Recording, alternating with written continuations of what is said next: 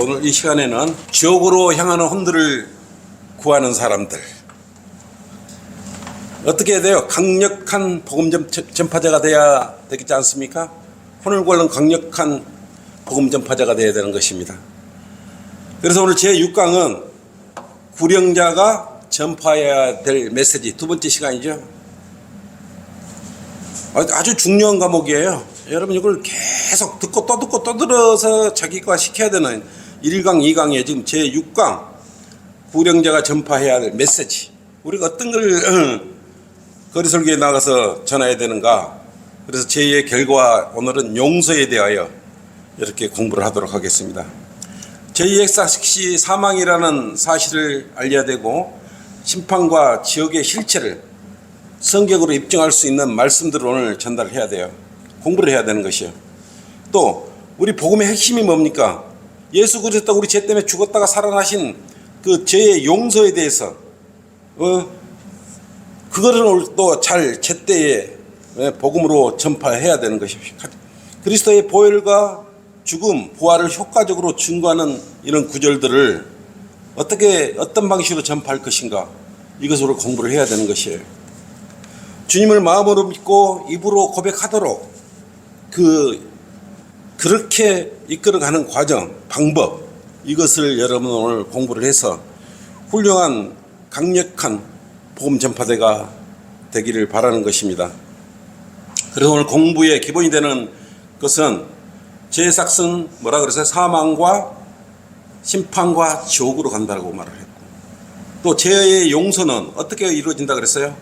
예수 그리스도의 보혈과 또 예수 그리스도 우리 죄 때문에 죽으셨다가 살아나신 부활로 인해서 죄를 용서받을 수 있다고 그랬어요. 어떤 다른 이름으로는 구원받을 수 없다고 그랬어요.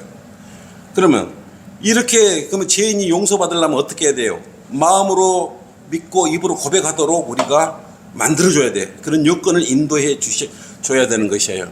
그래서 오늘 사실은 이게 오늘 한 과목은 잘 배우면 전체적으로 현재 우리가 거리설교에 나갔거나 개인 구령할 때 엑기스예요. 이게 이 처음부터 끝까지만 잘 들어도 지옥에 가는 혼을 정확히 구령할 수 있는 그런 메시지를 담고 있는 것이에요. 그렇게 집중해야 됩니다. 첫째, 죄의 삭은 뭐라 그랬어요?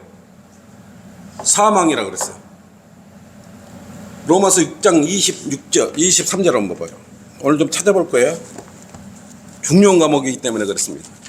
로마서 6장 23절 뭐라 그랬어요? 이는 죄의 삭은 사망이요 하나님에서 예수 그리스도 우리 주로 말미암은 영원한 생명이기 때문이라. 먼저 죄의 삭은 사망이다. 그래서 여러분들은 죄의 삭은 사망이요, 죽는다 그 말이에요. 죄의 결과물은 삭은 결과물은 죽음이다 이거예요. 에스겔 18장 4절 한번 봅시다. 에스겔 18장 4절. 보라, 모든 혼들은 내 것이라. 모든 혼들이 주 하나님 것이래요. 아비의 혼이 그렇듯이 자식의 혼도 내 것이라.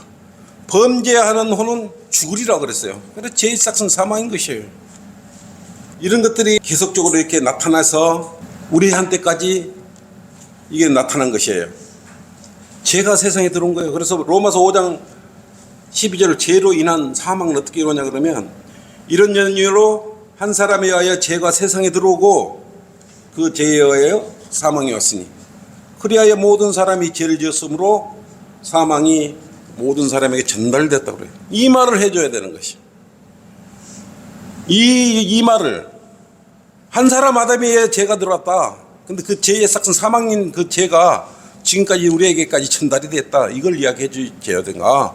그래서 우리가 죄인이구나 이렇게 이야기를 해 느낄 수 있도록 우리가 찔러줘야 되는 것이에요. 상대의 가슴에다가 이 말씀의 칼을 찔러 넣어야 되는 것이에요. 그 다음에 이제 사망은 삼중적 사망이 이루어지게 되죠. 첫째는 인간의 영이 죽어요. 뭐이 죽냐? 지금 우리는 영이 죽은 채로 태어났던 것이에요. 창세기 2장 17절로 그랬지 않습니까? 선과 악의 지식의 나무 위에서 나는 것을 먹지 말라. 네가 거기서 나는 것을 먹는 날에는 반드시 죽으리라. 이럴 때 뭐가 죽었냐 그러면 영이 죽은 거예요. 혼이 죽은 게 아니고 그때 그래서 사람의 영이 죽은 채로 계속 태어나는 것이에요. 그래서 이 죄를 지음으로써 하나님과의 교제가 이루어지지 않는 것이에요. 그게 죄의 싹이 여기까지 내려오고 있다. 그래서 사망이다. 그래서 이 죄는 누가 살릴 수밖에 없어요. 그거 에베소서 2장 1절 한번 봐요. 에베소서 2장 1절. 허물과 죄들 가운데서 죽었던 너희를 그가 살리셨다. 그래서 예수 그리스도의 피로서 살리신 거예요. 다른 방법이 없어요. 네?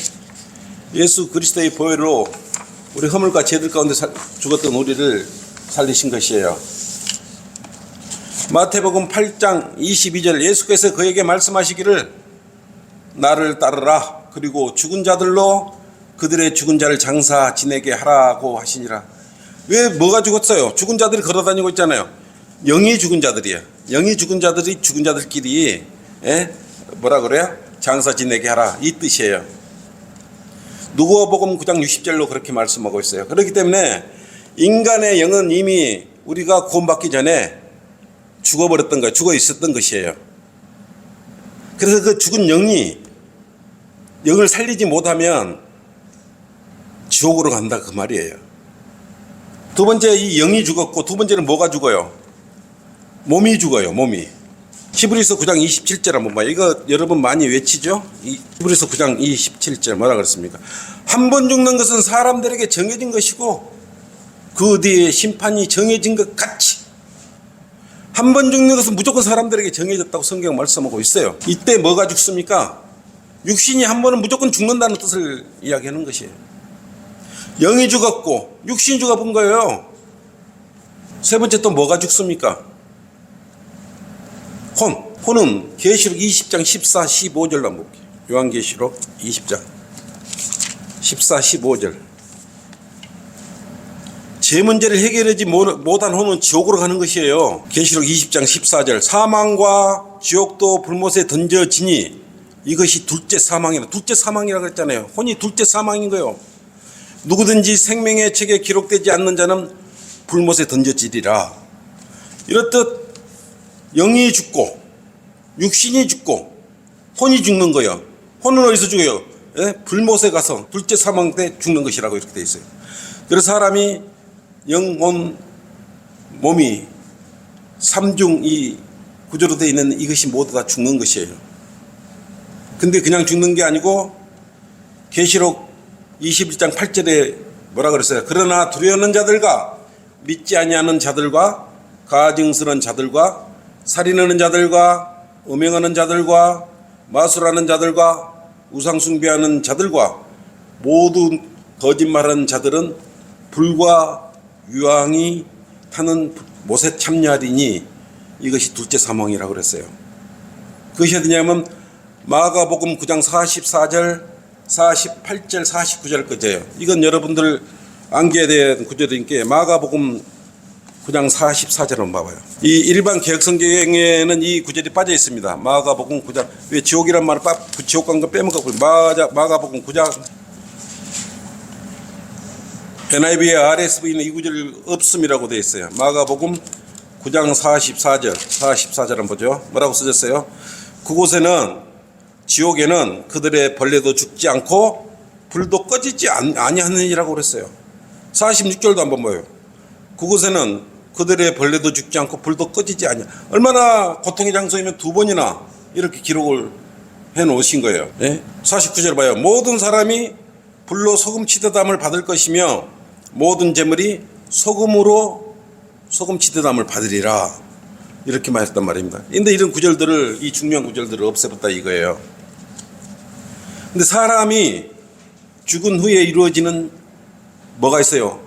심판이 있고 지옥이 있어요. 죽음과 심판은 이미 정해져 있는 것이에요. 히브리서가 그랬잖아요. 한 번 죽는 것은 사람들에게 정해진 것이고 그때 심판이 있는 것 같이라고 했기 때문에 누구라도 한 번 죽으면 심판을 받을 수밖에 없는 것이에요. 오늘 오후 설교에 거의 좀 공부를 하면서 좀 나타날 거예요.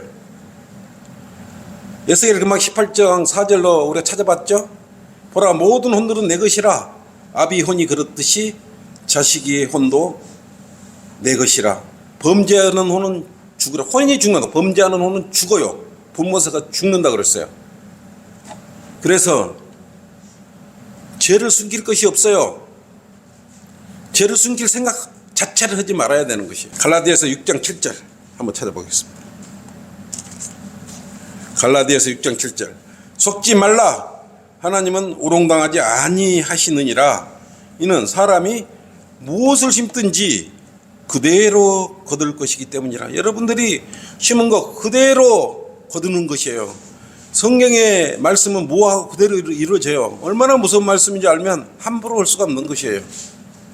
하나님은 속지 않으셔요. 숨길 생각하지 말아요. 왜냐하면 에레미야 17장 10절 한번 봐요. 나 주는 마음을 살피고, 주님께서는 마음을 살핀데 우리 마음도 얼마나 세세히 살펴버리겠어요. 나는 속을 시험하며, 마음 속을 시험하며 그 사람의 행위와 형실의 결과대로 각 사람에게 준다고 그랬어요. 어떻게 선을 심어놓고 악한 걸 주시겠어요? 악을 심었기 때문에 악을 주시는 것이에요. 하나님은 정확히 계산을 하시는 분이에요. 그뿐만 아니라 둘째 사망에 간다 그랬지 않습니까? 금방 찾아봤잖아요. 둘째 사망 계시록 2장 11절에서 15절로 그랬어요. 14, 15절만 읽을까요? 그러나 내가 내게 두어 가지 책명할 것이 있으니 이는 내가 발람의 교리, 거짓된 교리죠. 교리를 지키는 자들이 있음이라. 그가 발락을 가르쳐 이스라엘 자손들 앞에 거치는 것을 놓게 하며 우상에게 바친 재물을 먹게 하고 음행하도록 하였느니라. 그리고 네가 내게 역시 니콜라파의 교리를 지키는 자들도 있도다. 내가 그것을 미워한다고 그랬어요. 그래서 이런 자들은 어디로 둘째 사망에 던져버리죠. 그러나 두려워하는 자들과 믿지 않은 자들과 가증스러운 자들과 살인자들과 음행하는 자들과 마술하는 자들과 우상 숭배하는 자들과 모든 거짓말하는 자들은 불과 유황이 타는 못에 참여하리니, 이것이 둘째 사망이라고 아까 찾아봤죠. 계시록 21장 8절로 이렇게 기록되어 있는 것이에요. 그래서 이렇게 죄를 짓고 죄 문제가 해결되지 않는 상태에 죽으면 이렇게 심판을 받게 되고 지옥으로 가는 것이에요. 시편 9장 17절로 그랬지 않습니까? 시편 9장에 악인은 지옥으로 던져질 것이요 하나님을 잊어버린 모든 민족들도 그러하리라고 그랬어요. 악인은 지옥으로 돌려진다고 그랬어요. 악인이 누구예요? 죄 문제를 해결하지 않는 사람은 모두가 어떤 사람이든 선한 사람이 누구든 악인인 거예요. 근데 지옥에 가서 그냥 뭐 담갔다가 바로 나오냐? 그렇잖아요. 영원한 행벌 속에 들어가 사는 것이에요. 영원한 멸망이에요. 데살로니가 후서 1장 8절 한번 찾아보겠습니다. 데살로니가 후서 1장 8절 9절. 누가? 영원한 멸망. 하나님을 알지 못하는 자들과 우리 주 예수 그리스도의 복음에 순종치 아니하는 자들을 불길 가운데서 벌하신대. 9절. 이런 자들은 주의 임재와 그의 능력의 영광으로부터 떠나 영원한 뭐라 그랬어요? 멸망의 행벌을 받게 될 것이라고 그랬어요. 쉽게 생각하면 안 돼요. 아까 그랬지만 이렇게 제 문제를 해결하지 않으면 영원한 멸망의 행벌을 받게 될 뿐만 아니라 어때요? 꺼지지 않는 지옥불에 간다고 그랬어요. 아까 마가복음 9장 44절, 46절, 48절, 49절로 그랬지 않습니까? 그곳에는 그들의 벌레도 죽지 않고 불도 꺼지지 않는 곳으로 혼이 들어가서 영원히 고통 속에서 사는 것이에요. 지옥에서 고통받는 부자와 낙원에서 안식하는 나사로가 있지 않습니까? 부자와 나사로. 누가복음 16장 19절 한번 찾아보겠습니다. 16장 19절. 어떤 부자가 있었죠? 그는 자색 옷과 고운 베옷을 입고 매일 호화로운 생활을 하고 있더라. 또 나사로라는 거지가 있었는데, 어떤 거지가 있었는데 온몸에 헌대가 난 채 그 부자 문전에 누워서 부자의 식탁에서 떨어진 부스러기로 배를 채우기를 바라보며 개들이 와서 그의 헌대까지 훑었어요. 근데 죽었어. 22절에. 그러다 거지가 죽었는데 천사들이 그를 아브라함 품으로 옮겼고, 그 부자도 죽어서 장사가 됐다고 성경 말하고, 죽은 거예요. 그냥 육신적인 두 사람은 죽었어요. 근데 죽었는데 23절에 뭐라 그랬어요? 부자가 지옥에서 고통받는 중에, 이게 부자가 죽었는데 혼이죠. 그러니까 이게 고통을 받고 있는 것이요. 눈을 들어 저 멀리 아브라함을 쳐다보았더니 나소라가 그의 품에 있는지라. 이렇게 부자도 지옥 속에서 고통도 느끼고 쳐다볼 수도 있는 것이에요. 그가 소리질러 말하기를 아버지 아브라함, 소리도 지를 수 있잖아요. 저를 불쌍히 여기셔서 나사로를 보내시어 그가 자기 손가락 끝에 물을 적셔 내 혀를 적시게 하소서. 얼마나 고통스러워. 목이 마르면 이 지옥이 그러면 이렇게 할 거야. 내가 이 불꽃 가운데서 고통을 받고 있나이다. 이게 죽었는데 혼이 들어가서 실질적으로 이렇게 고통과 절망 속에 사는 것이에요. 이게 지옥이에요.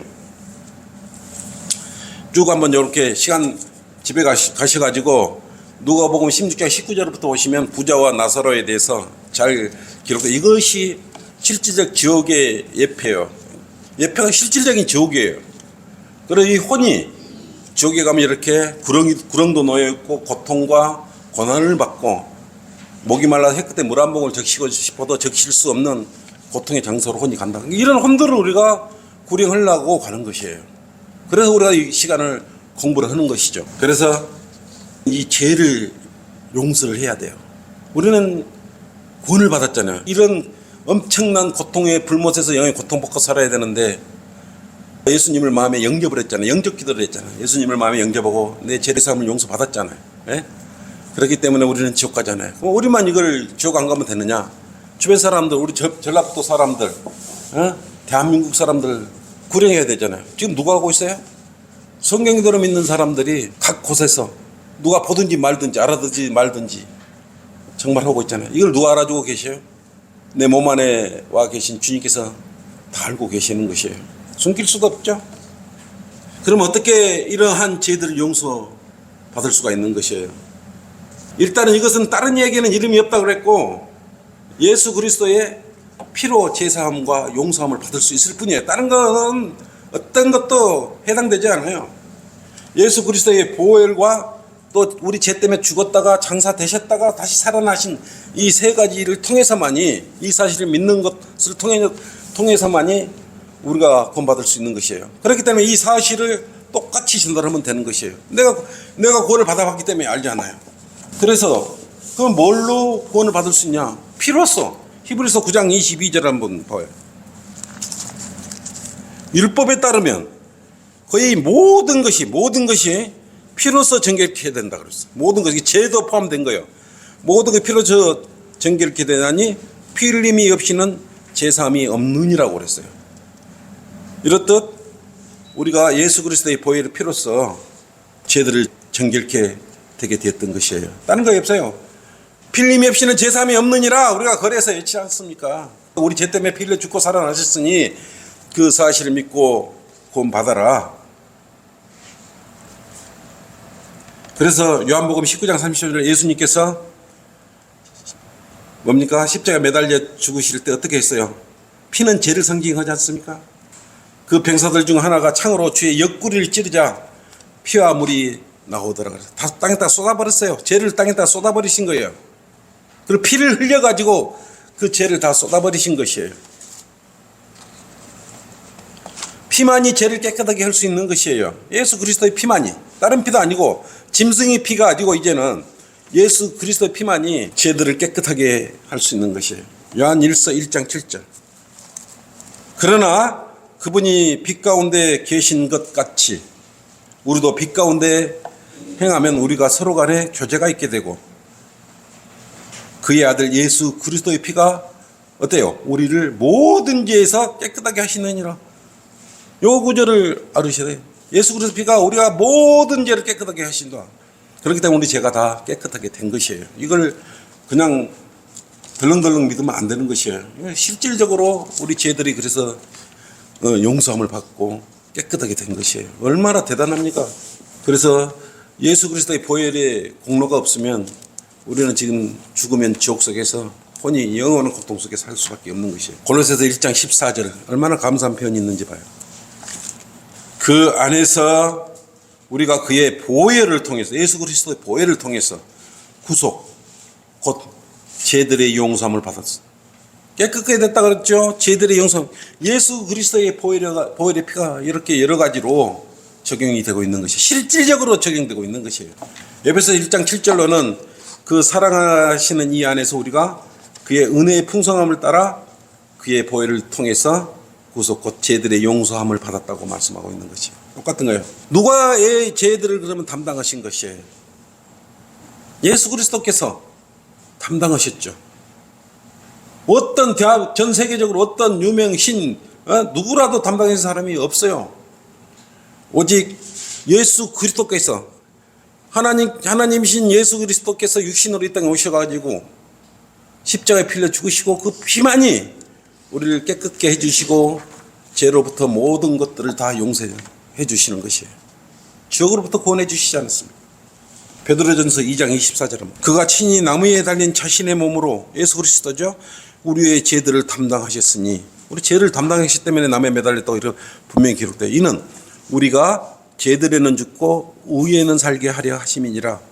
그가 채찍에 맞음으로써 너희 죄가 낫게. 어떻게 죄가 낫게 되었어요? 예수 그리스도께서 십자가에서 채찍을 맞았잖아요. 얼마나 채찍을 많이 맞고 십자가에 매달려서 그 채찍을 맞음으로써 너희 죄가 낫게. 그냥 죄가 없어진 거 아니에요. 피를 흘리시고 채찍에 맞으시고 그렇게 우리 죄가 그 고난과 고통을 받으시면서 우리 죄들을 담당하신 것이에요. 그래 부활의 능력이 있지 않습니까?